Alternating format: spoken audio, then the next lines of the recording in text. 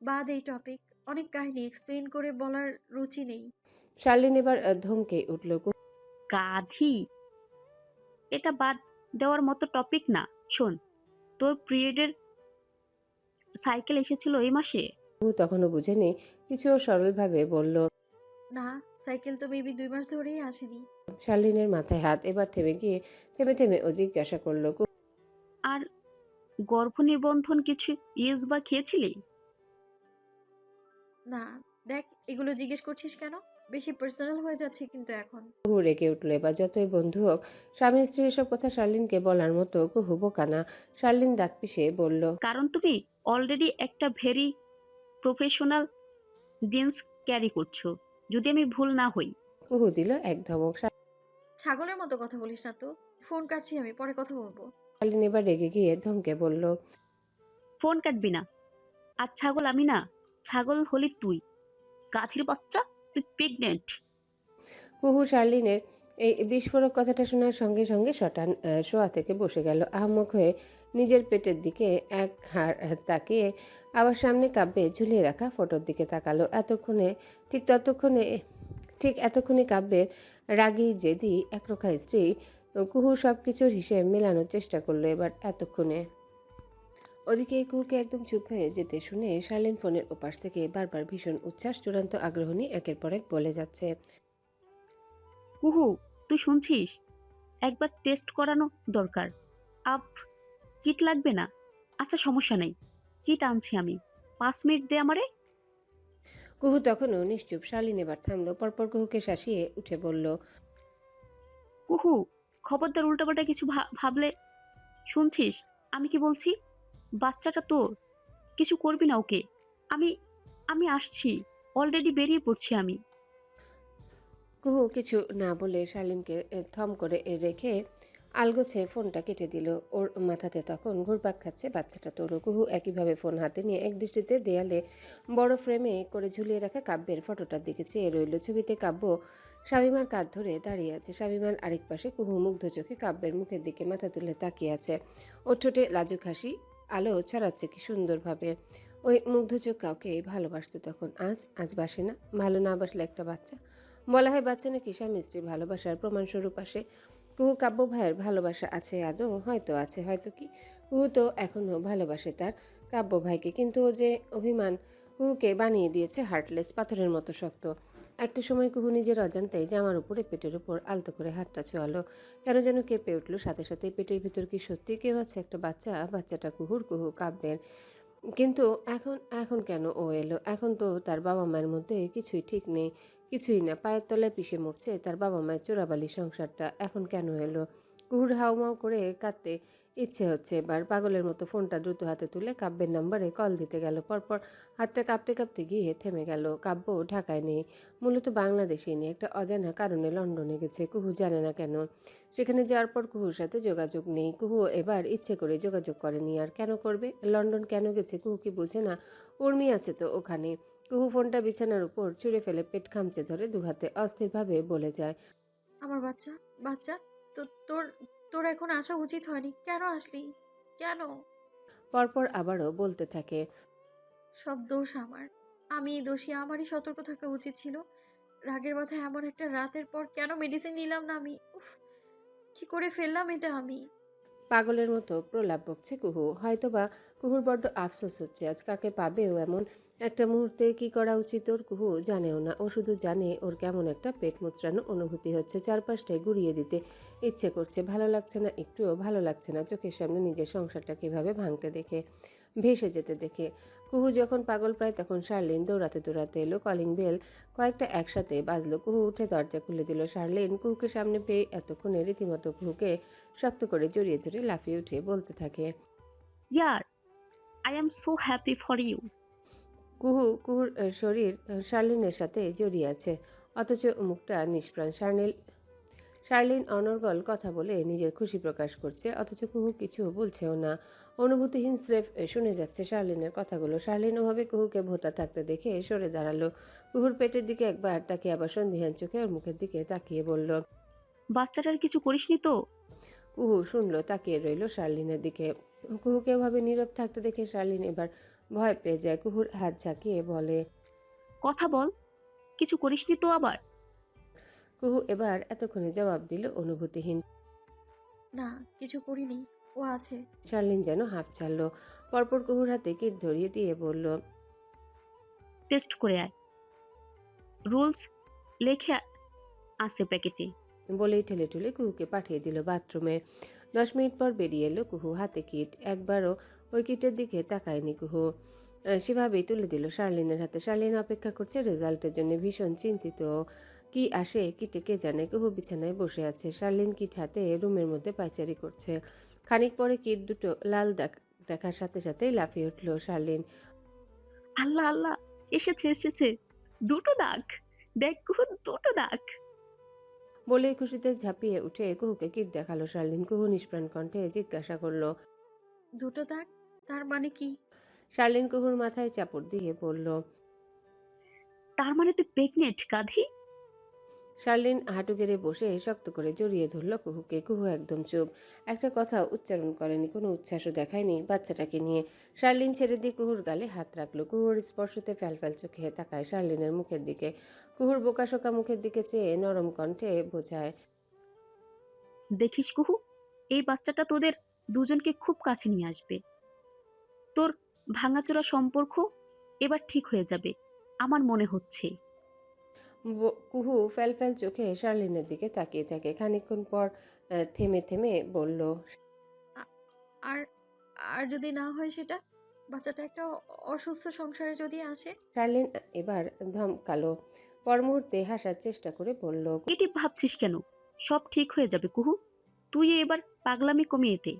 অন্তত বাচ্চাটার জন্য ভাব কুহু। একবার কাব্য ভাইয়ের সাথে সব মিটিয়ে নেওয়ার চেষ্টা কর। তাতে কষ্ট দিয়ে তাকে কষ্ট দিয়ে তুই নিজেও কি ভালো আছিস? ওইদিকে উনিও কষ্ট পাচ্ছে, আর এদিকে তুই। কুহু তাকিয়ে থাকে শার্লিনের হাতে ধরা কিটটার দিকে। পরপর তাচ্ছিল্য হেসে বলে। একটা বাচ্চা, আমার আর কাব্য ভাইয়ের বাচ্চার কতটা শখ ছিল। একটা সময় আমার ছোটবেলায় ভাবতাম আমার বাচ্চা কাব্য ভাইকে বাবা ডাকবে। প্রেগনেন্সিতে আমি বড্ড ন্যাকামো করব, কাব্য ভাই সিনেমার নায়কদের মতো আমায় আগলে রাখবেন। বলেই কুহু শব্দ করে হাসতে থাকে। আগলে রাখা ন্যাকামো, হা। পরপর আচমকা ঝরঝর করে কেঁদে ফেলে কুহু। শার্লিন অবাক হয়ে কুহুকে চেপে ধরে। কুহু কাঁদতে কাঁদতে বলল। আমার অসহ্য লাগছে সব। এই পেটের নিষ্পাপ বাচ্চাটাও আমার এখন অসহ্য লাগছে শারীন। আমার এই জীবন চাই না। আমি বাঁচতে চাই আগের মতো। কেন পারছি না বলতো? কেন? একটু থেমে ক্লান্ত স্বরে কুহু জবাব চাইলো কারোর থেকে। সবসময় আমিই কেন শালীন? আমিই কেন, বলতে পারিস? শার্লিন সাথে সাথে কুহুর মাথাটা চেপে নিজের ঘাড়ে রাখলো। মাথায় হাত বুলিয়ে দিতে দিতে ধীরে ধীরে বলে যায়। একবার নত হলে কিছু যায় আসে না কুহু, হওয়াই যায় নত। কাব্য ভাইকে সব ভুলে একটা সুযোগ দে। সংসারটাকে একটা বার চোখটি মেলে চেয়ে দেখ। উর্মি, সিয়াম ভুলে যা, ওসব ভুলে যা প্লিজ। কুহুর কান্নায় শার্লিনের ঘাড় ভিজে যাচ্ছে। ওভাবে ক্লান্ত হয়ে হাঁপিয়ে ওঠে ও। শার্লিন সাথে সাথে কুহুকে বিছানায় শুইয়ে দিল। কুহুর মাথায় হাত বুলিয়ে দিতে দিতে বলল। আলটা করানো লাগবে একবার। কাব্য ভাইকে নিয়ে হসপিটালে যাস। কুহু চোখ বুজে ক্লান্ত স্বরে জবাব দিল। কাল আমি একা যাব হসপিটালে। শার্লিন কিছুটা ভয় পেল এবার। কেন? একা কেন? কুহু মলিন হাসলো। চোখ খুলে শার্লিনকে দেখে বলল। ভয় নেই, বাচ্চাটাকে মারবো না আমি। ও আমারও বাচ্চা। শার্লিন চোখ কুচকে কুহুকে দেখলো। কুহুর হাবভাব ওর ভালো ঠেকছে না, তাই বলল। কালকে যাচ্ছিস? তাহলে আমিও যাব তোর সাথে। তোর উপর ভরসা নেই, একা ছাড়ছি না আমি তোকে। কুহু চোখ বুজে ঘুমানোর চেষ্টা করে বলল। যাস। আই লাভ ইউ কাব্য ভাই। কাব্যের কনের কাছে এই একটা বাক্য প্রতিধ্বনিত হয়ে চারিপাশে ঝুমঝুমি ওঠে রীতিমতো। কাব্য ঘামতে শুরু করে আবার। কাব্য ঘুমের ঘোরে শুনে কুহু মাতাল কণ্ঠে ওর কানের কাছে নলে যাচ্ছে। আই লাভ ইউ কাব্য ভাই। একটু আদর করবেন কাব্য ভাই, এই একটু প্লিজ। তারপর সেদিনই সেই রাতের এক একটা মুহূর্ত কাব্যের চোখে ধরা দিতে থাকে। কাব্য এই তীব্র শীতেও ঘামতে থাকে। তারপর একটা থাপ্পড়, সাথে সাথে কাব্যের ঘুম ছুটে গেল। ও রীতিমতো ধপাস করে উঠে বসলো। হাঁপাতে হাঁপাতে পাশের টেবিল লাইটটা জ্বালিয়ে দিল। কয়টা বাজে এখন? ঘড়ি দেখে বুঝলো এখন লন্ডনের মধ্যরাত। গাড়ি ঘোড়ার আওয়াজ ভালোই পাওয়া যাচ্ছে এত রাতেও। কাব্য হাতের তালুতে ঘাম মুছে বাথরুমে ঢুকে পানি ছিটিয়ে রুমে এসে দেখে তানিমের কল। কাব্য ছোট একটা শ্বাস ফেলে কল ব্যাক করলো। তানিম ওপাশ থেকে কল রিসিভ করলো। কি রে, ঘুমাসনি? কাব্য তখনও হাঁপাচ্ছিল। সোফায় বসে বলল, হুম, দুঃস্বপ্ন দেখেছি, ঘুম ভেঙে গেছে। তানিম বলে গেল। কি দুঃস্বপ্ন? কাব্য ক্লান্ত হেসে সোফায় মাথাটা পুরোটা হেলিয়ে দিয়ে বলল। আছে একটা, বাদ দে। ওদিকের খবর কি? তানিম এবার টিপ্পনি কেটে বলল। কার? তোর পাখি? কাব্য তানিমের মজা মস্করা দেখে চোখ উল্টিয়ে হতাশ। তানিম, মাথা খাস না আবার আমার, ম্যাচের ভালো নেই, খবর দে আজকের। তানিম বিরক্ত হয়ে বলল। তুই কেন ওকে কল করিস না? তোদের মাঝখানে আমাকে স্পাই করে রাখছিস। কাব্য একটা দীর্ঘশ্বাস ফেলে বলে। ও কি কল করার সাহস আর ধৈর্য কোনোটাই আমার মধ্যে আর নেই তানিম। কাব্যের এমন গলা শুনে তানিম এবার সিরিয়াস হয়ে বলতে থাকে। তোর ভাই আন্টি এরে বেরিয়েছে শপিং করতে। তোর বাড়ির কাজের লোক আজ কুহুর জন্য মুরগি রেঁধেছিল। কুহু মুখে তোলেনি সেটা। যা জেনেছি, কুহুর খাবার দাবার কমে গেছে, ওজন কমেছে সম্ভবত। আবার আজ হুট করে শালিনী তোদের ফ্ল্যাটে গিয়েছিল। দু বান্ধবী অনেকক্ষণ ঝগড়াঝাটি করে কী সব বলছিল শোনা যায়নি, তবে ইমোশনাল ছিল ওরা, বাকিটা আর জানতে পারিনি। কাব্য ভেবে যায়, বিড়বিড় করে বলে যায়। ইমোশনাল কি কথা বলতে পারে এরা? কুর খাওয়া দাওয়া কমে গেছে কেন আম্মু? কুর খাওয়া দাওয়া কমে গেছে কেন? আম্মু কি দেখে না এসব? কল দেওয়া লাগবে একটা আম্মুকে। তানিম কোনো রকমে শোনে বলল। তোর বউয়ের তো আবার অতি ইমোশন, এটা অবাক হওয়ার কোনো ব্যাপার না। তোর বউ তো হুদাই কাঁদে, খাওয়া কমিয়ে দেবদাসী হয়ে যায় মাঝে মধ্যে। টেনশন নিস না, এখন সেরকমেরই কেস হবে হয়তো। কাব্য কেন যেন ব্যাপারটা উড়িয়ে দিতে পারল না। কুহুর শরীর খারাপ নয়তো? কাব্যের মনটা উসকুস করে উঠে হঠাৎ। তানিম জিজ্ঞাসা করে। কবে এসেছিস? কাব্য নিজের ভাবনায় লাগাম টানে দীর্ঘশ্বাস ফেলে জবাব দিল। 5 দিন লাগবে। আরও 5 দিন? ইয়া খোদা, গায়ে হলুদে থাকবি তো? তানিম জিজ্ঞাসা করে। কাব্য জবাব দিল। হলুদের দিনই আসবো। আর প্রমাণ ওগুলো? তানিম গম্ভীর কণ্ঠে জানতে চাইল। কাব্য হাসলো এই যাত্রায় আরাম করে সোফায় এক হাত মেলে দিয়ে বাঁকা হেসে জবাব দিল। এবার ওগুলোর সঙ্গে করে ওনার কাছে যাব, তারপর শুরু করব আমার খেলা। অনেক ঘুরিয়েছেন আমাকে নিজের পেছনে, এবার ওর পালা। তানিম হেসে উঠে। কুহুর কপালে আসলেই শনি নামছে। মেয়েটা নিজে এত ভুল বুঝছে, শুনলে লজ্জায় পড়বে, দেখিস আফসোস করবে অনেক। কাব্য শুনল, জবাব না দিয়ে এক দৃষ্টিতে মানিব্যাগে থাকা কুহুর হাস্যোজ্জ্বল ছবিটার দিকে তাকিয়ে রইল। একটা সময় বৃদ্ধাঙ্গুল দিয়ে ছবিটা কুহুকে ছুঁয়ে দিতে দিতে হঠাৎ মুখটা বাড়িয়ে চুমু খেয়ে বসলো ছবিটায়। গ্রিন কেয়ার হাসপাতাল, ঢাকা। কুহুর নগ্ন পেটে জেল ক্রিমের উপর ধীর ভঙ্গিতে মনোযোগ দিয়ে ট্রান্সফিউশন ঘোরাচ্ছেন ডক্টর মিতা। পাশে কুহুর হাতটা রক্ত করে চেপে ধরেছেন ভীষণ আগ্রহী চোখে। মনিটরের দিকে তাকিয়ে আছে শার্লিন। ট্রান্সডিউসার দিয়ে যতবার একটু গভীরে চাপ দিচ্ছেন মিতা, কুহু চোখ মুখ কুঁচকে ফেলছে বারবার। আর সেই সাথে শার্লিনের হাত আরও শক্ত করে চেপে ধরেছে। মিতা এবার হাসলেন। ট্রান্সডিউসার ঘুরিয়ে ঘুরিয়ে কুহুকে দেখাতে লাগলেন। মিসেস কাব্য, এই দেখুন আপনাদের বেবি, দেখতে পাচ্ছেন? কুহু এবার ব্যথা অস্বস্তি ভুলে চোখ খুলে ভীষণ আগ্রহে তাকালো মনিটরের দিকে। একটা অস্পষ্ট অসম আকৃতি কিছু ঘুরছে ডিসপ্লেতে। কুহুর সাথে সাথে অবাক হয়ে শার্লিনের দিকে তাকালো। শার্লিন হেসে উঠে কুহুর চুলে হাত বুলিয়ে দিয়ে বলল। দিস ইজ ইয়ার বেবি, তোদের বাচ্চা। এটা তোর পেটেই বড় হবে। ফিলিংস ইমাজিংস না? কুহু চোখ টলমল করে উঠল, মাথা নেড়ে আবার তাকালো ডিসপ্লের দিকে। অতি আগ্রহ অবাক হওয়ার কারণে কুহু এবার ভীষণ বাচ্চা সুলভ প্রশ্ন করে বসে ডাক্তারকে। ছেলে না মেয়ে ডক্টর? ডক্টর হেসে বললেন। আপনার কি চাই? কি প্ল্যান করেছিলেন আপনারা? কুহু চুপ হয়ে গেল। প্ল্যান? কিছুই তো প্ল্যান মাফিক হয়নি। যদি হতো তাহলে কাব্য ভাইয়ের বাচ্চা কুহুর পেটে থাকতো না আজ। কুহুকে এভাবে চুপ থাকতে দেখে ডক্টর মিতা বললেন। ডোন্ট ওয়ারি, বেবির জেন্ডার এখন জানা যাবে না, পরে জানতে পারবেন। রেগুলার চেক আপ করাবেন। নেক্সট টাইম আপনার হাজবেন্ডকে নিয়ে আসবেন। শার্লিন মলিন চোখে কুহুর দিকে তাকালো। হঠাৎই কুহু ভীষণ চুপচাপ হয়ে গেছে।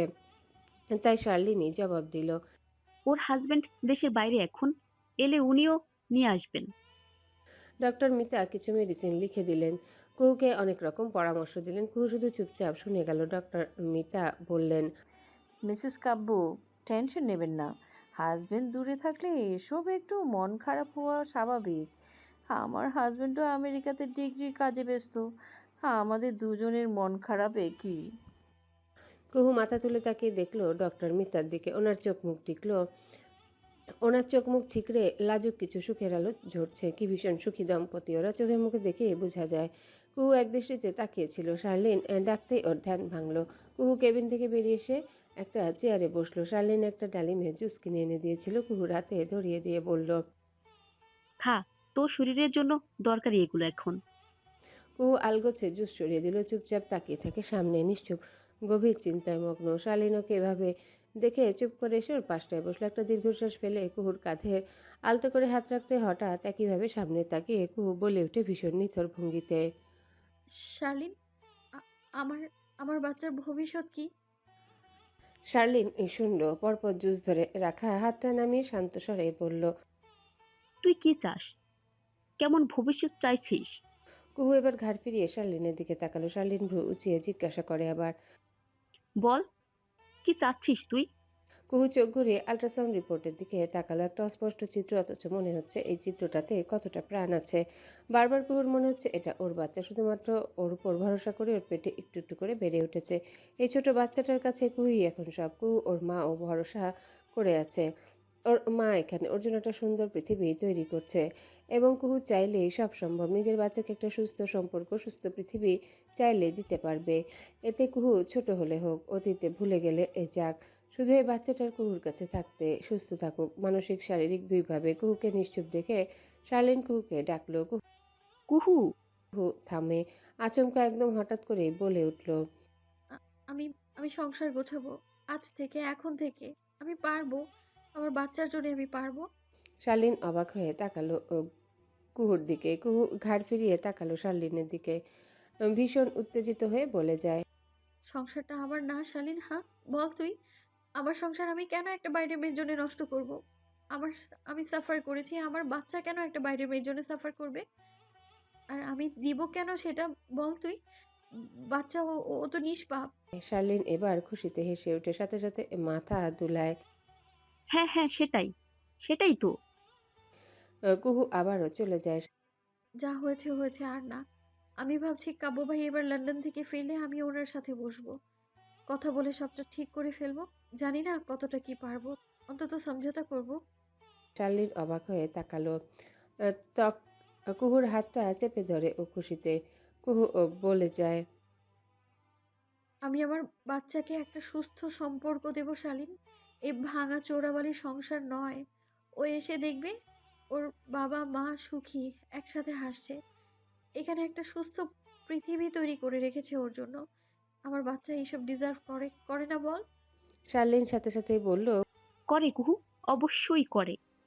কুহু কথা বলতে বলতে হাঁপিয়ে উঠেছে এক প্রকার। শার্লিন ওকে সান্ত্বনা দিয়ে কুহুর মাথায় নিজের ঘাড় চেপে রাখলো। কুহু মাথা হেলিয়ে নিজের পেটে হাত রেখে বিড়বিড় করে বলে যায়। কাব্য ভাই, কবে আসবেন? একটা সমঝোতার সংসার নিয়ে আমার কথা বলার আছে ওনার সাথে। অনেক অনেক কথা।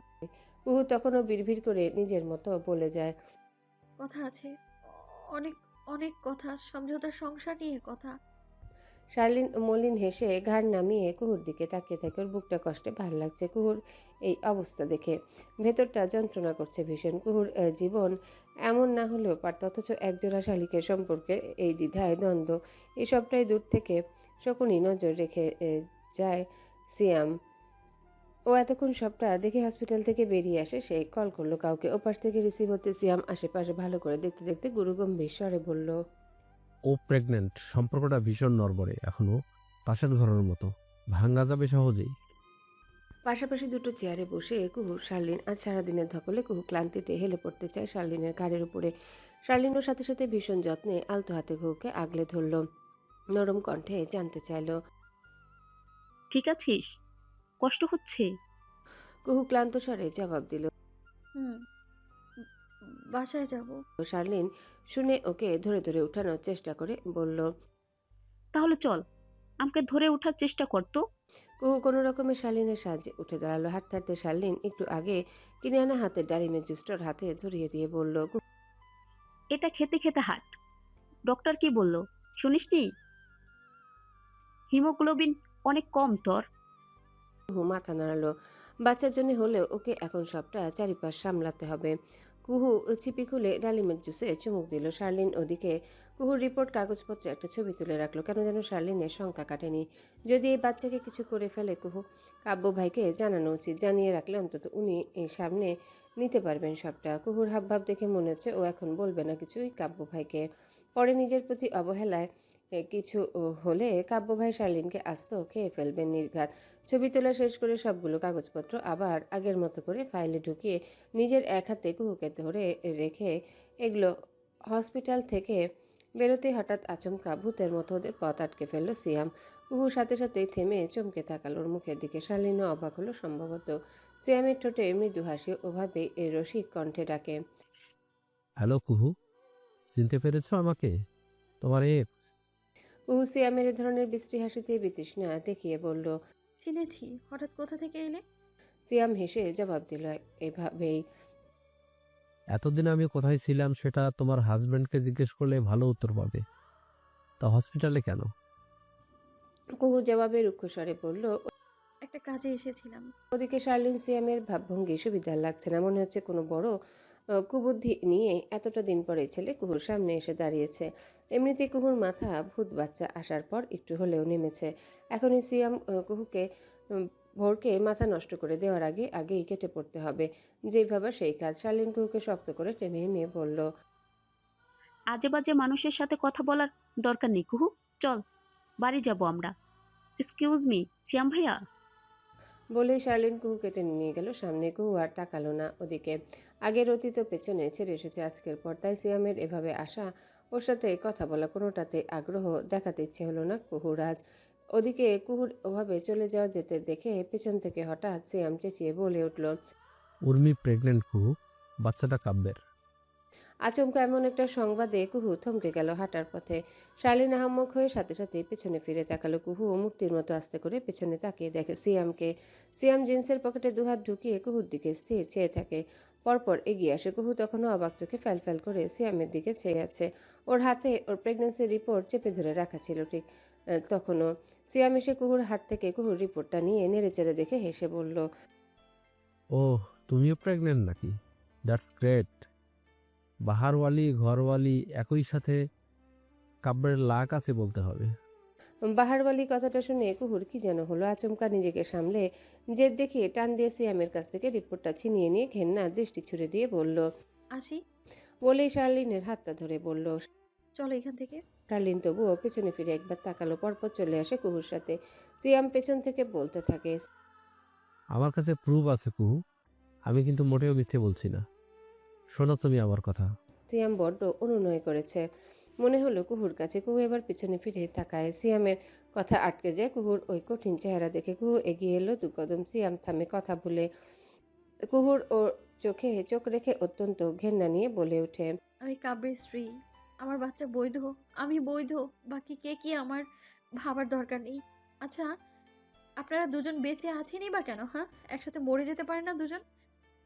আমার লাইফে ঝামেলা করার থেকে নিজের লাইফ নিয়ে ভাবুন। নেক্সট টাইম আমি কিন্তু মোটেও ছেড়ে কথা বলবো না আপনাদের দুজনকে। আমার বাচ্চার জন্য আমি সব করতে পারি। এমনকি আপনাদের দুজনকে জাহান্নাম অবধি দেখিয়েও দিতে পারি। তাই আমায় একদম চেতাবেন না, সাবধান করে দিলাম আমি। বলেই শার্লিনকে হিচড়ে ধরে টেনে নিয়ে যেতে লাগলো সামনে। সিয়াম রীতিমতো আহাম্মক হয়ে তাকিয়ে আছে কুহুর এই অভাবনীয় রূপের দিকে। কুহুর কাছে এমন একটা রিয়াকশন আশা করেনি সিয়াম। ভেবেছিল কুহু ওকে বিশ্বাস করবে, কিন্তু কুহু প্রুভ অব্দি চেয়েও দেখেনি। উল্টো ওকে সিয়ামের মাথা ধরে যাচ্ছে। সাথে সাথে কল করলো উর্মিকে। অথচ অবাক করার ব্যাপার হচ্ছে উর্মির ফোন বন্ধ দেখাচ্ছে। ভ্রু কুচকে এলো সিয়ামের। উর্মির তো এখন ফোনের কাছাকাছি থাকার কথা। গেল কই পাগল সাইকোপ্যাথটা ফোন রেখে। লন্ডন যুক্তরাজ্য দুপুর 2:39। রাস্তার পাশে একটা পরিত্যক্ত দালানের একদম কর্নারে একটা অন্ধকার রুমে বন্দী হয়ে আছে উর্মি। চোখ কাপড়ে বাঁধা, বড্ড গালাগালি করে যাচ্ছে এতক্ষণ ধরে। কোন শুয়োরের বাচ্চা রে? চোখ খুল আমার। একবার ছেড়ে দে হাত দুটো, ভেঙে ফেলতেছি তোরে। সামনে আয় মা। মেয়ে মানুষের কণ্ঠে গালাগালি সহ্য করতে পারেনি সামনের মানুষটা। সাথে সাথে একটা হকি স্টিকের শক্ত আঘাত পড়ল উর্মির ঠিক হাঁটুর হাড়ে। ব্যথাতে উর্মি রীতিমতো কুকিয়ে উঠল। চিৎকার থেমে গিয়ে আর্তনাদ করে উঠল উর্মি। ডাকে ব্যথাতুর কণ্ঠে, কে কে এটা? আমাকে তুলে এনেছেন কেন? পরপর শোনা যায় হকি স্টিকটা মেঝেতে ছুঁড়ে ফেলার শব্দ। উর্মি ততক্ষণে চিৎকার থামিয়ে দিয়েছে, শুকনো ঢোক গিলে বোঝার চেষ্টা করে কিছু, চোখ কুঁচকে অত্যন্ত সাবধানতার সাথে ভাবছে কিছু। নাক দিয়ে ঘ্রাণ শুকতে চিনতে পারে চিরচেনা পারফিউমের স্মেল। অস্ফুটে উর্মি বলে বসে। কাব্য, এটা তুমি? ওপাশ থেকে উর্মির হাতের কবজিতে শটান করে ব্লেডের ধারালো কিছু চলে গেল, সাথে সাথে হাত কেটে ফিনিয়ে রক্ত বের হলো। উর্মি সজোরে চিৎকার করে উঠল ব্যথায়, সাথে সাথে ওপাশ থেকে কেউ উর্মির মাথাটা দেয়ালে চেপে ধরে শক্ত করে। উর্মির এ যাত্রায় বোধ হলো ওর মাথাটা দেয়াল ভেঙে পেরিয়ে যাবে, পিষে যাচ্ছে রীতিমতো। ব্যথায় নীল হয়ে গেল উর্মির ফর্সা মুখটা। উর্মির দুটো হাত পেছনে বেঁধে রাখা, মাথায় দেয়ালের সাথে পিষে ফেলতে ফেলতে কেউ ওর কানের কাছে একবার ফিসফিসালো, লো ভয়েসে আগুন কণ্ঠে। কাব্য, ইটস শাহরিয়ার কাব্য। কানের কাছে এই একটা নাম শুনে উর্মি ব্যথা ভুলে যায় এক নিমিষে। হাঁ করে তাকানোর চেষ্টা করে, মাথা তুলে। কাব্য দিল না, আবার আরও জোরে ওর মাথাটা দেয়ালে ধাক্কা দিয়ে আবারও চিৎকার করে বলে। এবার জেনেছিস আমি কে? সাইকো। উর্মির মুখ হা হয়ে আসে। ওভাবে ব্যথা গায়ে মাথায় নিয়ে কাব্যকে ছুতে চায় পাগলের মতো। কাব্য, তুমি? জান, তুমি আমার জন্য এসেছো? আমাকে খুঁজতে এসেছো? কাব্যকে ছুতে দেয় না, বরং হাত মুচড়ে ধরে পিঠের পেছনে হুঁশিয়ারি করে বলল। তোর জন্য তো এসেছি। আমাকে তিলে তিলে কষ্ট দিলে, এমনি ছেড়ে দেবে ভেবেছিলে? উর্মি কাব্যের এমন কথা গায়ে মাখেনেও কাব্যকে ধরতে যায় আবারও। জান, জান, আমি জানতাম তুমি আসবে। এজন্যই আমি তোমার জন্য একটা রুম প্রতিদিন সাজিয়ে রাখতাম। আমি আর তুমি এখন থেকে ওই রুমে থাকবো। হ্যাঁ, শোনো কাব্য। কাব্য বুঝতে পারলো উর্মির মানসিক অবস্থা আগের চেয়েও খারাপ হয়েছে, নাহলে এমন টর্চারের পর এই কথাগুলো উর্মি বলতো না। কাব্য এবার কি মনে করলো, উর্মির হাত ছেড়ে দিল, সাথে উর্মির চোখ খুলে দিয়ে শুধু একটা হাত শিকল দিয়ে বেঁধে রাখলো। উর্মি ধীরে ধীরে চোখ খুলে দেখে কাব্য ওর সামনে একটা চেয়ারে পায়ের উপর পা তুলে বসে আছে, হাতে একটা হকি স্টিক। ক্রমাগত সেটা ঘোরাচ্ছে আঙ্গুলের সাহায্যে, কুচকে চেয়ে আছে উর্মির দিকে। তার ওই নেশালো হুডের দু চোখে এটুকু মোহব্বত নেই উর্মির জন্য। উর্মির বুক কেঁপে ওঠে, ও এসব এড়িয়ে চলে, আত্মসম্মান ভুলে আবারও কাব্যকে এক হাতে ছুতে যেতে চায়। জান, কতদিন পর তুমি এলে। কুহু, ওই মেয়ে, হ্যাঁ, তোমাকে ছেড়ে দিয়েছে না? ওয়াও, আমি জানতাম। উর্মি এবারও হামাগুড়ি দিয়ে এগোতে শিকল আটকে পড়ে গেল মাটিতে।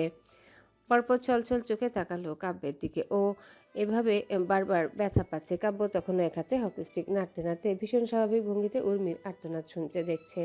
মুখের এতটুকু কৃষ্ণিত ভাব নেই। উর্মির এত ব্যথা দেখে ওর চোখে দরদ এলো না। উর্মির কান্না চলে এলো কেন যেন এটা দেখে। উর্মি আবারও উঠে বসলো, শরীরটা ব্যথা করছে ভীষণ। কাব্যের দেওয়া ইঞ্জেকশনের কারণে হাত নাড়তে পারছে না। উর্মি আব্বুকে করুণ কণ্ঠে ডাকে। কাব্য, এই কাব্য। কাব্য হকি স্টিক এগিয়ে ধরে সেটার কর্নার দিয়ে উর্মির কাদো কাদো মুখটা তুলে ধরে, ভ্রু উঁচিয়ে নিজস্ব ভঙ্গিতে। কে? কুহু ছেড়ে দিয়েছে তোমাকে? উর্মি ভাঙা গলায় জানতে চায়। কাব্য বাঁকা হাসলো। উর্মির ঠোঁট নিতে হকি স্টিকটা আরো শক্ত করে গেঁথে দিতে দিতে কি মনে হয়? উর্মির কান্না মুখেও হেসে ওঠে জোরে। ছেড়ে দিয়েছে? এত অবিশ্বাস নিয়ে সংসার করা যায় নাকি? কাব্য তাকিয়ে রইল উর্মির দিকে। এই কথাটা ওর মাথায় ধরিয়ে দিল এক প্রকার। সাথে সাথে হকি স্টিক ফেলে দিয়ে চেয়ার থেকে উঠে এসে উর্মির থুতনিটা চেপে ধরে দু আঙ্গুলে আঙ্গুল যেন গেঁথে যেতে চাইলো। কাব্য ধরে আরো শক্ত করে, চিবিয়ে চিবিয়ে বলল। কুহু আমার বিয়ে করা স্ত্রী। কি বললাম? হ্যাঁ, বিয়ে করা স্ত্রীও আমার। স্ত্রীর মাথার তার ছিঁড়ে গেল, স্বামী হিসেবে আমি ওই তার জোড়া লাগিয়ে দেব। জনপুরীদের করা ছল ছাতুরিতে আমি কাব্য আমার ওয়াইফকে ছেড়ে দেবো ভেবেছিলে? কুহু যদি আমার সাথে থাকতে নাও চাইতো, তবু আমি ওকে বন্দি করে নিজের কাছে রেখে দিতাম। ডিভোর্স দেওয়ার তো প্রশ্নই ওঠে না। উর্মি হাঁ করে তাকালো কাব্যের দিকে, কোনো রকম কষ্ট করে উচ্চারণ করে আশ্চর্য হয়ে। কুহু আছে এখনো, এত কিছুর পরেও? আর আমি, আমি কাব্য, আমাকেও পাগল বলে ছেড়ে দিলে? ও কি তাহলে? কাব্যকে ছিটকে ফেলে দিয়ে বলল। তো একটা আগাছে আমার লাইফে, যাকে এতদিন না ছিঁড়ে ফেললেও আজ ছিঁড়ব, উপরে দেব। উর্মি কেঁপে উঠল। কাব্য চেয়ার পা দিয়ে ধাক্কা দিয়ে সরিয়ে উর্মির পাশে হাঁটু গেড়ে বসে উর্মির মুখের তুতনিতে চেপে হিসিয়ে বলল। ভালোবাসা বুঝিস কিছু? কি হয় সেটা জানিস? উর্মি তাকালো। বুঝি কাব্য। কাব্য হাসে। উর্মি চেয়েই রইল অপলক ওই হাসির দিকে। কাব্য ঠোঁটে হাসি ঝুলিয়ে বড়ই বাচ্চাদের মতো করে বলল। আমাকে ভালোবাসিস? প্রুফ দেবে না? আমাকে ভালোবাসো, প্রুফ দেবে না? নাহলে বুঝবে কি করে? রাইট? উর্মি তাকালো, উত্তেজিত হয়ে উঠে বলে গেল, কি প্রুফ? তুমি যা বলবে আমি তাই করব কাব্য, তাই করব। একবার, জাস্ট একবার বলেই দেখো না। হ্যাঁ, কাব্য উর্মির থুতনি ছেড়ে দিয়ে ওর গালে হাত রাখলো, শক্ত করে গালটা চেপে ধরে বলে হাসি হাসি মুখে বলে উঠল, সবকিছু খুলে বলো আমাকে, যা কিছু করেছো আজ অব্দি আমার জন্য সব। উর্মি হাসলো এত ব্যথার মধ্যেও, পরপর বলল, সব বললে আমার হবে তুমি? কাব্য তাকালো, ঠোঁটে হাসি রেখে পরপর নিভুস্বরে বলল, আমি যার, আমি তারই হব। উর্মি ভাবে কাব্য ওর কথা বলেছে। ও শান্তিতে হেসে ওঠে। কাব্যকে ছেড়ে দিয়ে উর্মির অগোচরে ফোন সেট করে রাখে টেবিলে। ভিডিও হচ্ছে। উর্মি বলে যায়, আমি পাগল ছিলাম, তুমি কাব্য আমার পাগলামির উপশম ছিলে। আমি কুহুর ব্যাপারে জানতাম না কোনোদিনও। কুহুর প্রপোজের ব্যাপারে আমি বলবো না আমি কিভাবে জেনেছি, তবে জানার পর আমি এতটাও পাত্তা দিতে চাইনি। ভেবেছি কুহুর মতো ইনম্যাচিউর মেয়ে তোমাকে পাবে না কোনোদিনও। কিন্তু আমি যে কতটা ভুল, আমি সেটা তখন বুঝতে পারলাম যখন কুহুকে রিজেক্ট করে আসার পর তোমার বদলে যাওয়া দেখলাম। কুহুকে বোন ভেবে রিজেক্ট করা, এই তুমি কি না ওর দুঃখে আমার সামনে দিনের পর দিন কষ্ট পেতে থাকলে। ওর জন্য কতটা কাতর হচ্ছিলে কাব্য। আমি উর্মি সেদিনই বুঝে গিয়েছিলাম তুমি কোনো একদিন ওকে ভালোবাসবে, সেটা আজ না হোক কাল অবশ্যই।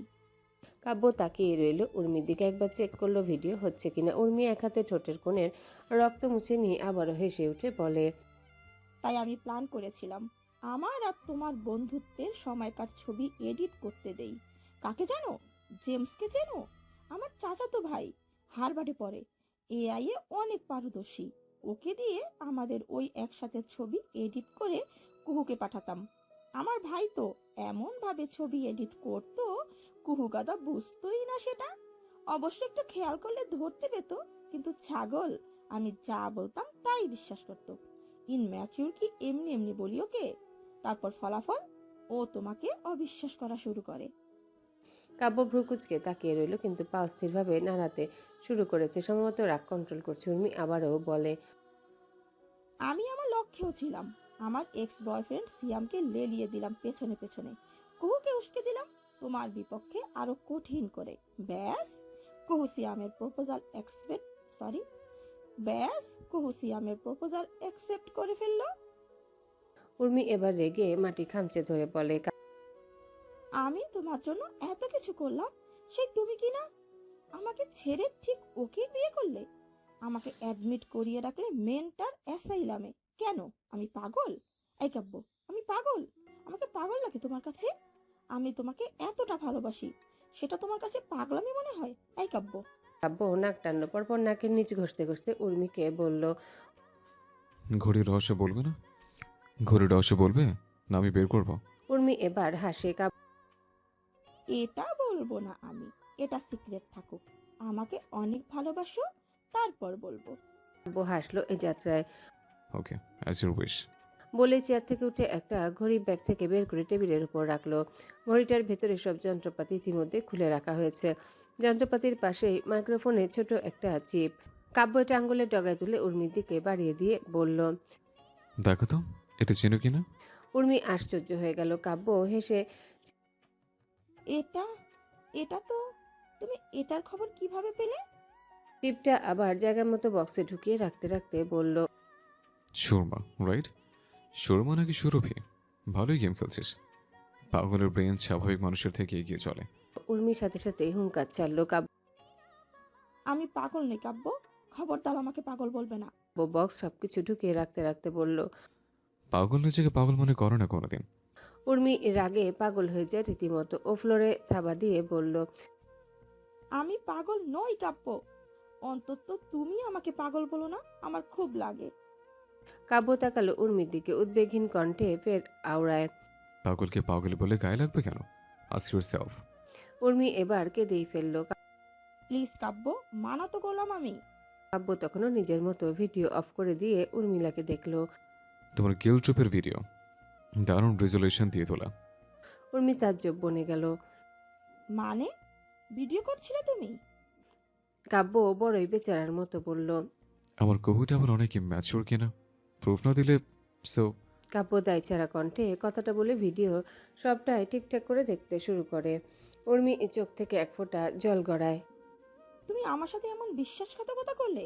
কাব্য হাসলো পৈশাচিক হাসি, সাথে সাথে হকি স্টিক তুলতেই উর্মি চিৎকার করে কেঁদে কেঁদে বলল, মেরে ফেলো আমাকে কাব্য, তুমি বরং মেরেই ফেলো। তোমার এই বিশ্বাসঘাতক রূপ আমাকে এমনিতেই মেরে ফেলেছে তিলে তিলে। কাব্য হেসে হকি স্টিকটা তুলে রাখলো ওর ব্যাগের ভেতরে। উর্মি মারবো কখন বললাম? তোমাকে বাঁচিয়ে রাখবো। আফটার অল লাইফের প্রথম পছন্দকে মেরে ফেলা যায় না। তাকিয়ে রইল। কাব্য এতক্ষণ উর্মির ভিডিও সেভ করে ভালো করে দেখে নিল সব ঠিক আছে কিনা। তারপর কল লাগালো কায়রানকে। একটু পর যুক্তরাজ্যের ইউনিফর্ম পরা একটা পুলিশ অফিসার এলো। কাব্যকে দেখে হেসে এগিয়ে গেল। কায়রান, বাকি কাজটা তুই করে দে, আমার যাওয়া লাগবে। আধা ঘন্টা পর ফ্লাইট আছে বাংলাদেশের। কায়রান উর্মিকে দেখে বলে, আমাকে না দিয়ে এটাকে মেন্টাল আসাইলাম দিয়ে দে, কি বলিস? কাব্য কড়া চোখে তাকালো। কায়রান সাথে সাথে চুপ হয়ে গেল। কাব্য ব্যাগপত্র ঠিক করতে করতে বলে, মার্ডার মামলা দিয়ে রাখ, কিছুদিন ভুগুক। প্ল্যান তো রেডি আছে একটা। কায়রান হেসে আবারও কাঁধে চাপড় দিয়ে বলল, তারপর বাংলাদেশের বাবির জন্য কি সারপ্রাইজ আছে আজ? কাব্য নিজের হাতের ভিডিও দেখিয়ে দিল। কায়রান হেসে উঠে থামস আপ দেখিয়ে বলল, বেস্ট অফ লাক ম্যান। দুপুর 3টা। কুহুর ফোনে এতক্ষণ বাড়ির সবার কল এসেছে। কুহুর কারোর ফোন ধরেনি, রিসিভ করেনি। শার্লিন উবার ডাকতে চাইলেও সেটাও কুহু দিল না। কেন সে জানে। আলতো করে শার্লিনের হাতটা ধরে বলল, ওইখানে বাচ্চারা খেলছে, পার্কে গিয়ে বসি, বাসায় গেলে দম বন্ধ লাগবে। শার্লিন ফোনটা রেখে দিতে দিতে বলল। আন্টি কল করবে কুহু, চিন্তা করছে নিশ্চয়ই। কুহু জবাব দিল। মেসেজ করে বল তোর বাসায় যাচ্ছি। শার্লিন চোখ কুচকে কুহুর দিকে তাকিয়ে থাকলো। কুহু ওর সাথে কথা বলা শেষ করে আবার বাচ্চাদের খেলার দিকে স্থির তাকিয়ে রইল। মুখে কোনো অনুভূতির রেশ নেই, স্রেফ মূর্তির মতো তাকিয়ে দেখছিল ওপাশে। শার্লিন কুহুকে এখন একটা বেঞ্চে বসালো। জিজ্ঞাসা করলো, কিছু খাবি? পানি খা আগে। বাদাম নেই, বাদাম দেই কিনে। কুহু শার্লিনের দিকে মাথা তুলে তাকিয়ে হঠাৎ অন্যমনস্ক হাসলো। তারপর শার্লিনের হাত ধরে ট্রেনে ওকে বেঞ্চে বসিয়ে দিয়ে বলল, বস আমার পাশে, শান্ত হ। সবে মাত্র 2 মাসের প্রেগন্যান্সি, তোর এইসব দেখে মনে হচ্ছে এক্ষুনি ডেলিভারি হয়ে যাবে আমার। বলেই হেসে উঠল কুহু। হাসতে হাসতে ঢলে পড়ে শার্লিনের গায়ে। শার্লিন মিনমিন করে জবাব দিল, বাচ্চাটা না থাকলে তুই ভেঙে যাবি কুহু। বাচ্চাটা আসুক, আমি চাই আসুক। কুহু শুনেও না এসব। ও এবার হাসি থামিয়ে শার্লিনের হাতটা টেনে নিজের পাশে বসিয়ে শার্লিনের হাত চেপে নিজের কোলে রেখে মিষ্টি হেসে বলল, জানিস শার্লিন, আমি কুহু জীবনে কিছু পাই না পাই একটা বন্ধু পেয়েছি, তোর মতো একটা বন্ধু। লাইফের বেস্টেস্ট গিফট হচ্ছিস তুই আমার। কুহু বলতে বলতে হাসলো। আবার শার্লিন অবাক হয়ে মাথা তুলে তাকালো কুহুর মুখটার দিকে। কুহু খানিক হেসে শার্লিনের কাঁধে মাথা রেখে আবারও হাসলো। পরপর তাকিয়ে রইল স্ত্রীর সামনে। শার্লিন একবার কুহুকে দেখে পরপর নিজেও হেসে কুহুর হাতটা চেপে ধরে শক্ত করে। কাছে আসবে না খবরদার, দূরে যাও নষ্ট পুরুষ। মেয়ে দেখলে হুঁশ থাকে না না, চোখ উপড়ে ফেলবো আমি তোমার, চেনো আমাকে? একটা মহিলা কিশোরী কণ্ঠে গালাগালি দিতে দিতে কাঁদতে কাঁদতে এগিয়ে আসছে সামনে। পিছনে একটা পুরুষ বাচ্চা কোলে অসহায় ভঙ্গিতে মহিলার পেছনে ছুটছিল। মেয়েটা কাঁদছে ভীষণ। পুরুষটার মুখ দেখে মনে হচ্ছে বেচারা ফ্যাসাদে পড়ে গেছে। কুহু ওদের ঝগড়া শুনে তাকালো ওদিকে। শার্লিন বলে, দেখছিস, সব পুরুষ এক, বউ মেয়ে নিয়ে এসো লুচ্চামি কমে না এদের। কুহু শুকনো মুখে ওদের দিকে তাকিয়ে রইল। পুরো ঘটনাটা বিস্তারিত দেখলো। কেন যেন ভীষণ আগ্রহ নিয়ে ভ্রু কুচকে দেখে গেল সম্পূর্ণটা। ঘটনাটা এমন, লোকটা মেয়েটার স্বামী, 10 বছরের বিয়ে সম্পর্ক তাদের। মহিলাটার স্বামী মেয়েদের সাথে অসংলগ্ন। তার খবর পেয়ে তেলে বেগুনে জ্বলে উঠেছে আর এখন ঝাঁপিয়ে সে তার কোপ দিচ্ছে। মহিলা একসময় ক্লান্ত হয়ে বেঞ্চে বসলো। স্বামীর নাম সম্ভবত রাকিব। উনি বাচ্চাটা করে নিয়ে মহিলার সামনে এসে পানির বোতল ধরে বললেন, পানি খাও সায়নী, চিৎকার করে হাঁপিয়ে গেছো। সায়নী কেড়ে কেড়ে পানির বোতল ঝাড়ে দিয়ে ফেলে দিল। রাকিব দীর্ঘশ্বাস ফেলে বাচ্চাকে হেলান করে বেঞ্চে সায়নীর পাশেটায় বসলো। সায়নী কেঁদে উঠে জোর গলায় বলল, বসবে না আমার পাশে, কাছে আসবে না, ঘেন্না করি তোমাকে, ছি। রাকিব মৃদু স্বরে বলল, বাচ্চাটার সামনে এসব বলো না, ও কি বোঝে এইসব? পুরো ঘটনা না জেনে আমাকে দোষারোপ করছো তুমি সায়নী। অযথা নিজেও কষ্ট পাচ্ছ, আমাকেও দিচ্ছ কষ্ট। সায়নী বাচ্চাদের দিকে তাকিয়ে ওকে বলল, ফিহা, যাও ওখানে গিয়ে খেলো, তোমার বাবার সাথে কথা আছে আমার। ফিফা বাবার মুখের দিকে আদুরে চোখে চেয়ে পা নামিয়ে চলে গেল। কাল থেকে মায়ের হাত থেকে বাবল ওয়াটার নিয়ে সামনে এগিয়ে এলো। রাকিব ওকে দেখে রাখলো ওভাবেই। দূর থেকে সায়ন এই চোখের জল মুছে কেঁদে উঠে আবার বলল, বলো, কি বলার কথা বলবে এখন? আর কি নোংরা মুখ আছে তোমার, আমিও শুনতে চাই। রাকিব মৃদু স্বরে বলল, আমি দুশ্চরিত্র নই সায়নী, তোমাকে কেউ ভুল বোঝাচ্ছে। সায়নী জবাব দিল কর্কশ করে। রুবি না, ভুল বুঝিনি আমি। সখনে নিজের সংসারে ঝামেলা করার। তুমি ঘুরেছো ওই মেয়ের সাথে, ছবি আছে আমার কাছে। ভ্রু কুঁচকে নিল। দাও তো ছবি দেখি। সায়নী চোখের জল মুছে ফোন বের করে দেখালো। রাকিব ছবিটা দেখে নিল। এখানে আমি কিভাবে এলাম? আমার মুখ তো দেখাচ্ছে না ছবিতে। সায়নী জবাব দিল। রাকিব মুখ না দেখালেও এই শার্ট আমি গিফট করেছিলাম তোমাকে, আড়ং থেকে। আড়ং এর ব্যাজও লাগানো আছে এখনো। ছোট শ্বাস ফেলে বলল,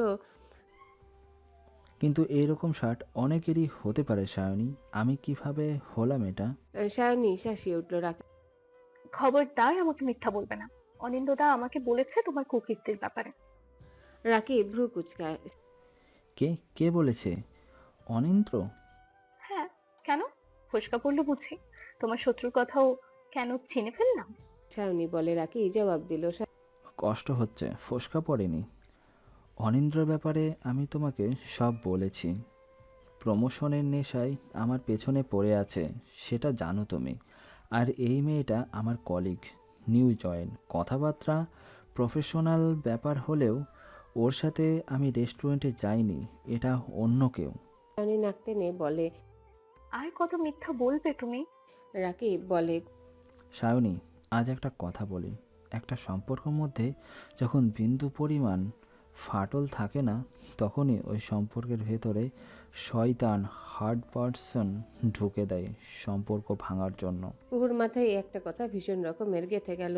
কুহু শালিনের কাঁধ থেকে মাথা তুলে বসলো। এবার ভ্রু কুচকে ওদের কথা শুনতে শুরু করলো, আগের চেয়ে আরও আগ্রহে। সায়নী চোখ মেলে তাকালো রাকিবের দিকে। রাকিব বলে, দেখো, 26 তারিখের ছবি এটা। ডেট দেখাচ্ছে ছবিতে 26 তারিখ। আমি অফিস থেকে আগেই বেরিয়েছিলাম। তমলোকে কল করে বলেছিলাম বাড়িতে গেছি। সেখানে গরু দেখছিলাম কোরবানির জন্য। তুমি নিজে চুজ করে দিয়েছিলে। বাড়ি যেতে লাগে 3 ঘন্টা। আর অফিস থেকে বেরিয়েছি 12টায়। তাহলে 1টায় আমি ঢাকার রেস্টুরেন্টে কিভাবে থাকলাম? কমন সেন্স তো তাই বলে সায়নী। সায়নী এতক্ষণে থামলো। আসলে তো ছবিটা ভালো করে জুম করে দেখেনি সায়নী। পরপর চুলের কাটিং দেখে সাথে সাথেই বলে উঠল, এটা তো তুমি না। চুলের কাটিং তোমার মতো না, ছবির ছেলেদের চুল অন্যরকম। রাকিব এ যাত্রায় মৃদু স্বরে বলল, বর্তমানে অনেক কিছুই ডিজিটাল হয়ে গেছে সায়নী। আজকাল এআই দিয়ে অনেক কিছুই করা হচ্ছে। একটা ছবির ওপর ভিডিও করে তোমার আমার সম্পর্ক টিকে থাকতে পারে না। আচ্ছা, তুমি তো 10 বছর ধরে আমার সাথে আছো। আজ অবধি তোমার সামনে আমি কোনো বাইরের মেয়ের সাথে সন্দেহভাজকভাবে একবারের জন্য কথা বলেছি? স্ত্রী হিসেবে কি বলবে তুমি? সায়নী জবাব দিল, না। তাহলে যে আমি তোমার সামনে কোনো দিন অসভ্য কিছু করিনি, আমি কিনা এইসব করে বেড়াবো বাইরে? সায়নী, একটা মানুষ 10 বছর ধরে তোমার সাথে আছে, তাকে তুমি যতটা চিনবে বাইরের লোক ততটা চিনবে না। আর তোমার সাথে ছোটবেলা থেকে আমার দেখা সাক্ষাৎ, আমার ব্যাপারে তুমি যথেষ্ট জানো ছেলে হিসাবে আমি কেমন ছিলাম। রাকিব থামে, আবারও বলে, তাহলে যাকে তুমি ছোটবেলা থেকে ভালো ছেলে, জেন্টলম্যান, ফ্যামিলি ম্যান হিসেবে ভাবতে, তাকে হঠাৎ একটা বাইরের মানুষের কথায় এত বড় অপবাদ দিচ্ছিলেন, কোনো কিছু জাজ না করেই, শুধুমাত্র কয়েকটা ফটো আর মিথ্যা কথার ভিত্তিতে। রাকিব একবার শেষবার বলে, যখন কেউ তোমার খুব কাছে থাকে, তাকে যদি কোনো দিন ভুল বোঝো, তার সাথে কথা বলো এ ব্যাপারে। তাকে কষ্ট দিয়ে নয়, বরং দুজন মিলে ডিসকাস করতে হয় সায়নী। সায়নী লজ্জায় পড়ে মাথাটা নামিয়ে নিল। কুহু এক দৃষ্টিতে তাকিয়ে রইল ওদের দিকে। একসময় ও চোখ বুজে একটা শ্বাস পেলে আবার আশ্চর্য হয়ে তাকিয়ে থাকে ওদের দিকে। স্বামী স্ত্রীর মধ্যে কুহু নিজের ছাপ দেখলো। কেন যেন রাকিবের একটা কথা ওর কানের কাছে ক্রমাগত বেজেই যাচ্ছে। তাহলে যাকে তুমি ছোটবেলা থেকে ভালো ছেলে, জেন্টলম্যান, ফ্যামিলি হিসেবে ভাবতে, তাকে হঠাৎ একটা বাইরের মানুষের কথাই এত বড় অপবাদ দিচ্ছিলে, কোনো কোনো কিছু জাজ না করে, শুধু কয়েকটা ফটো আর মিথ্যা কথার ভিত্তিতে। কুহুর সাথে সাথে উঠে দাঁড়িয়ে গেল। শার্লিনের দিকে চেয়ে হঠাৎ হঠাৎ বলে উঠল। আমি বাসায় যাব, উবার ডাক দ্রুত শার্লিন প্লিজ। শার্লিন আহমক হয়ে তাকালো। মানে এখনই তো বললে। কুহু থামিয়ে দিল ওকে। অস্থির হয়ে বলল, প্লিজ শার্লিন। ওকে, উবার ডাকি, তুই শান্ত হয়ে বস আগে। শার্লিন ফোন বের করে উবার বুক করে আশ্চর্য হয়ে কুহুকে দেখে। কুহু অস্থির হয়ে নিজেকে ফোনের উর্মির সাথে চ্যাট হিস্ট্রি দেখতে থাকে ভালো করে। এত মাস পর প্রথমবারের মতো ইগোবালি ইম্যাচিউড কুহেলিকা সিদ্দিকি কুহু জুম করে দেখে উর্মির পাঠানো উর্মি কাব্যের প্রত্যেকটা ঘনিষ্ঠ ছবি। একটা সময় কুহু আশ্চর্য হয় ভীষণ। হাঁ করে ফোনের চ্যাট ছবি দেখতে দেখতেও দ্রুত শার্লিনের দিকে ফিরে কাঁপতে কাঁপতে বলে, তুই কাব্য ভাইয়ের ফেসবুক আইডি বের কর, ছবি বের কর ওনার, দ্রুত। কুহুর এমন অস্থিরতা দেখে শার্লিন অবাক হয়ে তাকায়। তোর কি হয়েছে বলবি তো? এমন প্যানিক অ্যাকশন করছিস কেন? কুহু ধমকে ওঠে। আমি বের করতে বলেছি। শার্লিন থতমত খেয়ে যায়। পরপর কুহুকে আর না ঘাটিয়ে সাথে সাথে কাব্যের আইডি বের করে ওদের ছবি বের করে কুহুর সামনে ধরে। নে ধর, কি দেখবি এখন ছবিতে? আর কাব্য ভাইয়ের এক্সের ছবি কেন বের করছিস? তোর সমস্যা কি? কুহু বিড়বিড় করে কিছু বলছে, জ্ঞান হারিয়ে ফেলবে এত অস্থিরতার মধ্যে চেপে বসেছে। কুহু ওভাবে বলতে বলতে শার্লিনের হাত থেকে ওর ফোনটা ছোঁ মেরে নিয়ে দুটো ফোন পাশাপাশি হাতে রাখে। তারপর আবারও ঝুঁকে এসে খুঁটিয়ে খুঁটিয়ে ছবি দুটো দেখা শুরু করলো। শার্লিনেরও বোধ হয় এবার আগ্রহ হলো ভীষণ। ও নিজেই ঝুঁকে এসে কুহুর সাথে দুটো ছবি মেলাতে থাকে। দুটো মাথা, কাব্যের দুটো ছবি একটা অপরটার সাথে মেলাচ্ছে বিজ্ঞদের মতো। কুহু ছবিটা দেখতে দেখতে আচমকা হা করে শার্লিনের দিকে তাকালো। শার্লিন তখনও কিছুই বোঝেনি। ও তাকালো কুহুর দিকে। কি দেখলি বল না। কুহুর চোখ টলমল করে ওঠে। ওর ঠোঁট কাঁপছে। ও শার্লিনের দিকে অসহায় চোখে একবার তাকে আবারও ছবি দুটো মেলায় পুনরায় বারবার, অথচ বারবার ঠিক একই ব্যাপার, একই প্যাটার্ন চোখে পড়ছে। শার্লিন বিরক্ত হয়ে বলে, কি এত দেখছিস বল না। কুহু শার্লিনের দিকে তাকিয়ে ছবি দুটো বাড়িয়ে দিয়ে বলতে থাকে, কাব্য ভাইয়ের চুলের কাটিং কেমন আছে এখন জানিস? নাক টেনে কুহু আবারও বলে, আমি বলছি কানের দিকে চুল ছেঁটে রাখা, রাইট? শার্লিন বলে ওঠে। তো তুই হঠাৎ ওনার চুলের কাটিং নিয়ে বললি কেন? কুহু নাক টেনে ফোন দুটো আবারও শার্লিনের দিকে বাড়ালো। দেখ দুটো ছবি ভালো করে দেখ একবার। এখানে কাব্য ভাইয়ের চুল কানের কাছেও একই রকম আছে, আর কাব্য ভাইয়ের চুল সামান্য কোঁকড়ানো। এখানে সিল্কি চুল দেখতে পাচ্ছিস? শার্লিন অবাক হয়ে নিজেও তাকালো। পরপর কুহুর দিকে তাকিয়ে আশ্চর্য হয়ে বলল, হ্যাঁ তাই তো। কুহু নাক টেনে উত্তেজিত হয়ে বলে, মনে আছে আমি তোকে একটা সিনেমার নায়ককে দেখে বলেছিলাম যে চুলগুলো কাব্য ভাইয়ের মতো, অথচ এই ছবিতে কাব্য ভাইয়ের চুলগুলো সম্পূর্ণ আলাদা। শার্লিন ভ্রু কুচকে তাকালো। কুহু তার মানে চিৎকার করে ওঠে, এ- এটা এটা কাব্য ভাই না শার্লিন, কাব্য ভাই হতেই পারে না এটা। শার্লিন তাকায় কুহুর দিকে। কুহু পরপর নিজেকে থামিয়ে কাঁপতে কাঁপতে আরেকটা ছবি বের করে দেখায়। দেখ এটা একটা চ্যাট স্ক্রিন। শার্লিন দেখে কুহু ক্রমাগত বলে যায়, সরি দেখ এটা একটা চ্যাট স্ক্রিনশট। এখানে কাব্য ভাইয়ের সাথে মেসেঞ্জারে কথা বলার চ্যাট দেখাচ্ছে উর্মি, কিন্তু চ্যাটে কাব্য ভাইয়ের নাম প্রোফাইল সেই একই থাকলেও মেসেজের ধরন দেখ।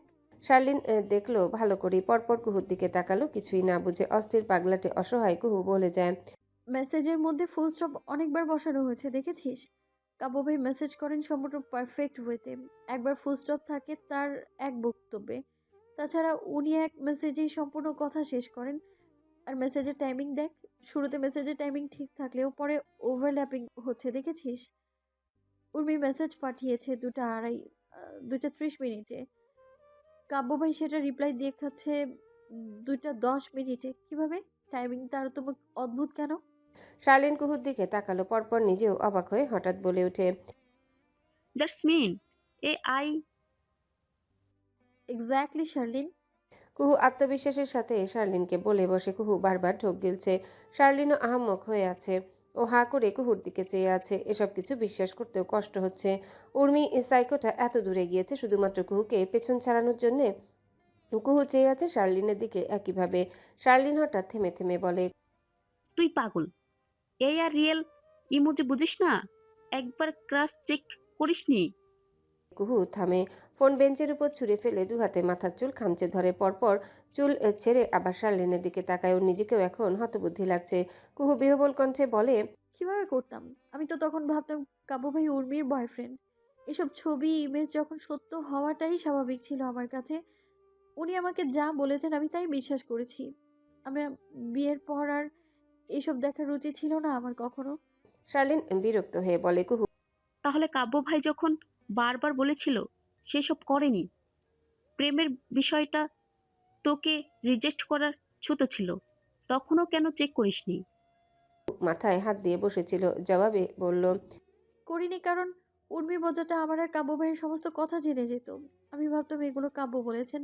উনি মুখে বলেন শুধু উর্মির সাথে রিলেশন অজুহাত, অথচ ঠিকই উর্মি আপুকে আমাদের সব কথা জানাচ্ছেন।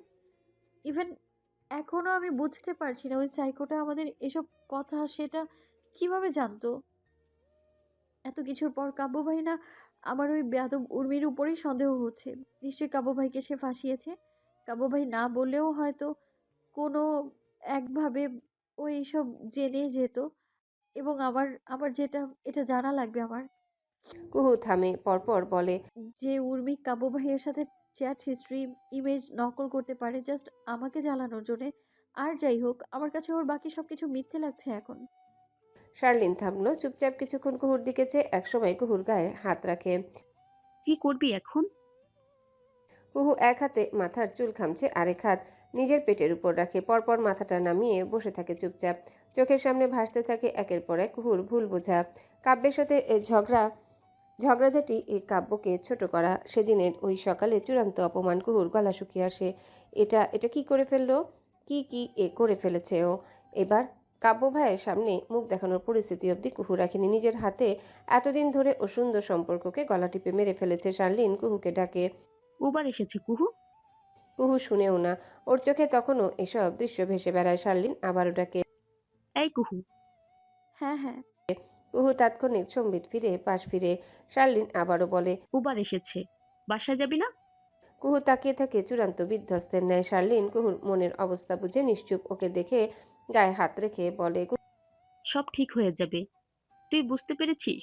এটা অনেক, চল এবার। কুহু শার্লিনের হাতটা সরিয়ে দিয়ে বিড়বিড় করে বলে, বড্ড দেরি হয়ে গেছে শার্লিন, বড্ড দেরি। আমি জানি না এসব কিভাবে ঠিক করব। শার্লিন বলে, কিচ্ছু দেরি হয়নি। বেশি না ভেবে কাব্য ভাই আজ ফিরলেই ডিরেক্ট তার পায়ে পড়ে যাবি। না এখনো মাপ চাইবি না? কুহু ভাঙা গলায় বলল, তাকে আমি অনেক আঘাত করেছি শালীন, অনেকটা আঘাত দিয়েছি তার অন্তরে। আমার মুখ নেই মাফ চাওয়ার। তাহলে বারবার মাপ চাইবি? বিয়ের পরও কাব্য ভাইয়ের দোষ না থাকা সত্ত্বেও কতবার মাপ চেয়েছেন তোর কাছে? তার কত ধৈর্য ছিল ভাব। তুই এবার দেখা নিজের ধৈর্য। কুহু টলমল চোখে চেয়ে থাকে স্রেফ। ওর গলা কাঁপছে, হাত দুটো অনবরত ট্রেমার হচ্ছে। ওকে বুঝতে পারে শার্লিন। শার্লিন বলে, নিজের বোকামের জন্য তুই নিজেই নিজের এত বড় সর্বনাশ করেছিস কুহু। এখনই এসব তুই ঠিক না করলে এসব আর কখনোই ঠিক হবে না। কুহু তাকিয়ে রইল ফ্যালফ্যাল চোখে। শার্লিন বলল, এখন চল মেরি মা। সিদ্দিক মহল, কাব্যদের ফ্ল্যাট। কাব্যের ফ্লাইট বাংলাদেশে ল্যান্ড করবে 2 ঘন্টা পরে। কুহু বাসায় ফিরে অস্থির, একদম অস্থির হয়ে দৌড়ে গেল শামিমার কাছে। শামিমা তখন সবে চুলোয় রান্না বসিয়েছেন। কুহু গিয়ে ওনাকে পেছন থেকে জড়িয়ে ধরে স্থির ওনার ঘাড়ে মুখ লুকিয়ে দাঁড়িয়ে থাকলো। একটা কথাও বলল না। কুহুর এমন আচরণে শামিমা অবাক হয়েছেন, সম্ভবত কিছুটা। চুলাটা বন্ধ করে শামিমা পেছনে ফিরলেন। কুহুর মলিন কান্নামাখা মুখ দেখে আলতো করে গলা নরম করে বললেন, কি রে, কাঁদছিলি নাকি? কাব্য তো আজই আসছে। কুহু মাথা নেড়ে শামিমার ঘাড়ে মুখ লুকিয়ে নিচু কণ্ঠে বলে ওঠে, আমি আমি এয়ারপোর্টে যাব বড় মা, নিয়ে যাও না আমায় প্লিজ। কাব্য আসছে দেখে 2 ঘন্টাও এই মেয়ে সহ্য হচ্ছে না। ছেলের প্রতি ছেলের বউয়ের এমন তর্পানো দেখে শামিমা না চাইতেও হেসে ফেললেন। কুহুর গায়ে হাত বুলিয়ে দিতে দিতে বললেন, ঠিক আছে যাবি? এখন না, 2 ঘন্টা পর। কুহু আবারও নাছোড়বান্দার ন্যায় বলে। এক্ষুনি যাবো বড় মা, প্লিজ বড় মা। আচমকা কুহুর এই অস্থিরতা, মন পোড়ানোর আচরণে শামীমা অবাক হয়ে তাকালেন। পরপর মৃদু হেসে বললেন। এত মন পড়ছে, হ্যাঁ? কুহু শামীমার ঘাট থেকে মাথাটা তুলে এবার ওনার দিকে ফ্যালফ্যাল করে তাকিয়ে থাকে। শামীমা হেসে কুহুর এলোমেলো চুল সুন্দর করে ক্লিপে আটকে দিয়ে বললেন। যা, রেডি হয়ে নে, নিয়ে যাচ্ছি। কুহুর মুখটা তখনও ভার অনেক, আজ ভীষণ চুপচাপ দেখাচ্ছে ওকে। শামীমা নিজেও এটা লক্ষ্য করেছেন। কুহু রান্নাঘর থেকে চলে আসবে হঠাৎ শামীমা অন্যমনস্ক কণ্ঠে জিজ্ঞাসা করলেন। কি হয়েছিল তোর? হাসপাতালে গিয়েছিলি কেন? কুহু থামে, পিছনে ফিরে পরপর আস্তে করে বলল। আছে কিছু একটা, পরে বলবো। পরপর কুহু চলে গেল। শামীমা পিছনে ফিরে আবার তাকালেন। কুহুর কথা সন্দেহজনক। উনি যা ভাবছেন তাই কি? আজ অনেকটা দিন পর কুহু ভীষণ সময় নিয়ে ইউটিউব থেকে দেখে একটা শাড়ি গায়ে জড়ালো। সাদা রঙের নীল পাড়ের শাড়ি। পুরোটা সময় শাড়ি পরতে বেচারির বড্ড কসরত করতে হয়েছে। শাড়িটা কাব্য এনে দিয়েছিল, পরা হয়নি কখনো। যে দেখে কাব্যের সামনে ওর দেওয়া গিফট ছুঁড়ে ফেলেছিল। কাব্য তখন কিছুই বলেনি, চুপচাপ গিফটটা আলমারিতে তুলে বেরিয়ে গেছিল রুম থেকে। কুহুর চোখ আবারও ভিজে আসে। কত কি জঘন্য নিষ্ঠুর ব্যবহারই করেছে কাব্য ভাইয়ের সাথে, নিজের স্বামীর সাথে। আর কাব্য, উনি নিজের দোষ না থাকা সত্ত্বেও কুহুর প্রতি সদয় ছিলেন, অসীম ধৈর্য দেখিয়েছেন, আগলে রেখেছেন ছোট পুতুলটার মতো। আর তাকে কিনা কুহু এত ক্ষতবিক্ষত করেছে। আর সেদিন সকাল, ওই একটা সুন্দর, ওদের দুজনের সব জীবনের সবচেয়ে স্পেশাল একটা রাতের পর কুহুর ওই ধরনের অবমান কাব্য ভাইকে ঠিক কতটা গুড়িয়ে দিয়েছে এটা তো এখন ভাবতেও পারে না কুহু। নিজেই আটকে উঠছে ভাবলেই। শাড়িটা পরতে অবধি পারছে না। এসব কথা যতবার মাথায় আঘাত আনছে ততবার ওর চোখ বেয়ে আবারও জল গড়িয়ে পড়ছে, গলা কাঁপছে। কুহু নিজেকে সামলায়। হঠাৎ পরনের শাড়িটা বড্ড বিরক্ত লাগতে শুরু করলো। শাড়িটা কোনো রকমে পরে এসে বাথরুমে ঢুকে অনবরত পানি ছেটায় মুখে। পানির সাথে কান্নার অশ্রু বয়ে যেতে থাকে অবলীলায়। পানি ছেটাতে ছেটাতে হঠাৎ কুহু বেসিন চেপে ধরে কান্নায় ভেঙে পড়ল। হাউমাউ করে কেঁদে উঠল অসহায় স্ত্রী কুহু। এবার রাগ জেদ অপমানে নয়, এমনকি নিজের অপমানেও নয়, বরং নিজের দেওয়া ভালোবাসার মানুষটার অপমানে। ও ওর ভালোবাসার মানুষকে অপমান করেছে, তার ভালোবাসাকে ছোট করেছে, তার স্পর্শকে নোংরা বলে যাচ্ছিল। কুহুর বুকটা আর্তনাদ করে উঠল। হাহাকার করে চোখে মুখে বারবার পানি ছেটাতে থাকে পাগলের মতো। পরপর আয়নায় তাকিয়ে থেকে চূড়ান্ত অসহায় কণ্ঠে এক নাগাড়ে বলে যেতে থাকে। আম সরি কাবু ভাই, আম সরি সরি সরি। কুহু অনেকক্ষণ কাদার পর নিজেকে সামলালো। সময় হয়ে এসেছে, যেতে হবে। আজ কুহু এয়ারপোর্টে সবার সামনে কাব্যকে জড়িয়ে ধরবে। আজ অবধি বিয়ের পর কোনোদিনও কুহু শাড়ি পরেনি, ইচ্ছে করেই পরেনি তখন। তবে আজ থেকে পরবে। শাড়ি পরে কাব্যের বউ হয়ে ঘুরবে ওর আশেপাশে। তাও যদি কাব্য ভাই ওকে ক্ষমা করেন, মাফ করেন, ওর করা অন্যায় দেওয়া আঘাতগুলো ভুলে যান। কুহু শাড়িটা পরা শেষ করে চোখে সুন্দর করে কাজল পরল, লিপস্টিক দিল, লিপ লাইনার দিল ভালো করে। চুল খোলা রাখলো, তবে বয়কাট চুল আগের থেকে বেশ বড় হয়েছে এখন। কুহু চুলটা ছুঁয়ে দেখে, পরপর আয়নার দিকে চেয়ে বলে। কোমর সমান চুল অনেক পছন্দ ছিল আপনার, আর আমি কিনা। কুহুর চোখ টলমল করে উঠল আবার, কিন্তু কাঁদল না। কাজল দিয়েছে মাত্রই, লেপটে গেলে কাব্য ভাইয়ের মন জয় করবে কিভাবে? কুহু সম্পূর্ণ সাজগোজ করে আয়নায় নিজেকে ভালো করে দেখল। পরপর পেটের দিকে চোখ গেল। মা সুলভ, মনটা তাথই করে উঠল কুহুর। ও পেটের উপর আলতো করে হাত রেখে পেটের জনকে শোনালো। মাম্মা পাপা তোমার জন্য একটা সুন্দর পরিবার করবে বাবু, সমঝোতার না। মাম্মা পাপা ভালোবাসা দিয়ে তোমার জন্য এখানে পৃথিবী গড়ে রাখবে। তুমি এসো, সুস্থভাবে এসে দেখো তোমার জন্য কি আছে, কতটা আছে এখানে। শামীমা ডাকছেন বারবার, তাড়া দিচ্ছেন বেরোবার জন্য। ওদিকে বেচারি কুহু শাড়িটা ভালো করে সামলাতেই পারছে না। শামীমা আগে নিচে নেমে ড্রাইভারের সাথে কথা বলছেন, কিছু নেই। কুহু কোনো রকমের শাড়ি এক হাতে ধরে নিচে নেমে আসলো। গাড়ির সামনে দাঁড়াতেই শামীমা কুহুকে প্রথম বিয়ের পর শাড়ি পরতে দেখে হাঁ করে তাকিয়ে থাকলেন। পরপর উচ্ছ্বাস নিয়ে বললেন। শাড়ি পরেছিস কুহু? অসম্ভব সুন্দরী লাগছে রে।